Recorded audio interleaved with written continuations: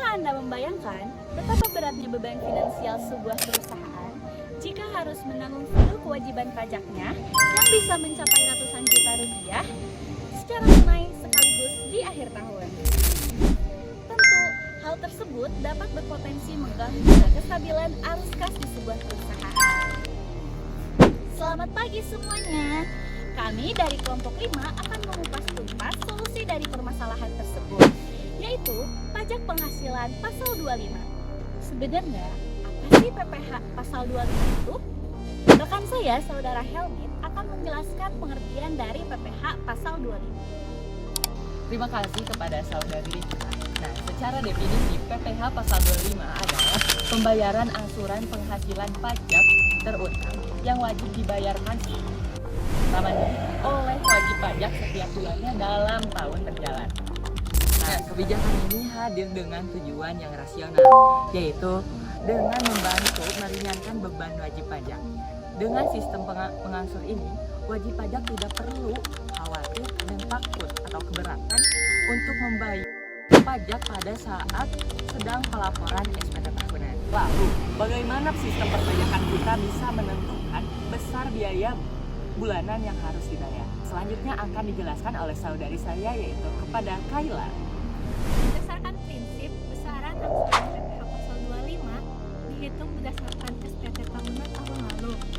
Rumus besarnya cukup sederhana, yaitu total pajak penghasilan terutang dikurangi dengan kredit pajak, yaitu pajak yang sudah dipotong atau diangsur oleh pihak lain. Contohnya seperti PPh pasal 21, 22, 23 maupun 24. Nah, setelah didapatkan selisihnya, kemudian dibagi menjadi 12 bulan. Nah, hasil dari pembagian tersebutlah yang menjadi nominal tetap angsuran per bulannya. Agar kepatuhan berjalan dengan lancar, ada tata waktu kelola yang mutlak yang mesti harus dipatuhi, seperti yang akan rekan saya jelaskan. Dalam administrasi perpajakan, kepatuhan pada tenggat waktu sangatlah krusial untuk menghindari sanksi denda keterlambatan. Dalam PPh pasal 25, batas waktu penyetoran angsuran itu terlambat pada tanggal 15 di bulan berikutnya. Nah, untuk contohnya itu ialah angsuran untuk masa pajak pada bulan April, maksimal disetorkan itu pada tanggal 15 Mei.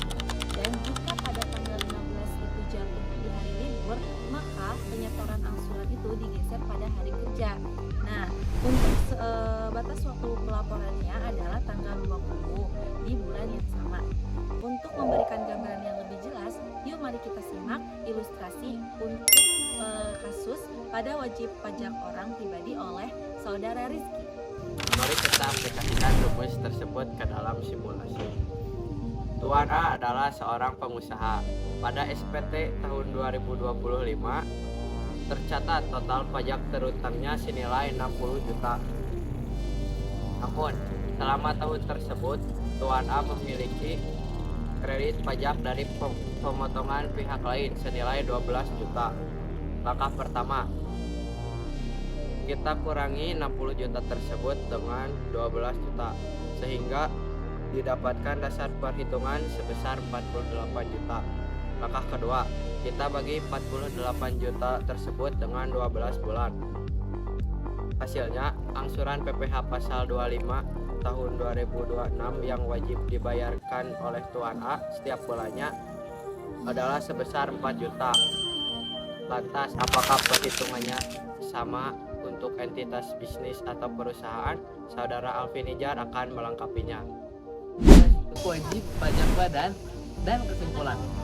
Untuk wajib pajak badan, kerangka logikanya identik, yang dimana penentuannya terdapat pada tahap awal penentuan pajak terutang, dan dimana perhitungannya menggunakan PPh badan yang dibentuk untuk saat ini 22%.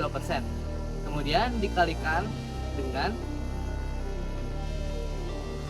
penghasilan kena pajak dan dikurangi pajak kredit perusahaan, kemudian dibagi ke 12 bulan. Sebagai kesimpulan, PPh pasal 25 bukanlah termasuk jenis pajak yang baru, melainkan manajerial arus kas yang disediakan oleh negara.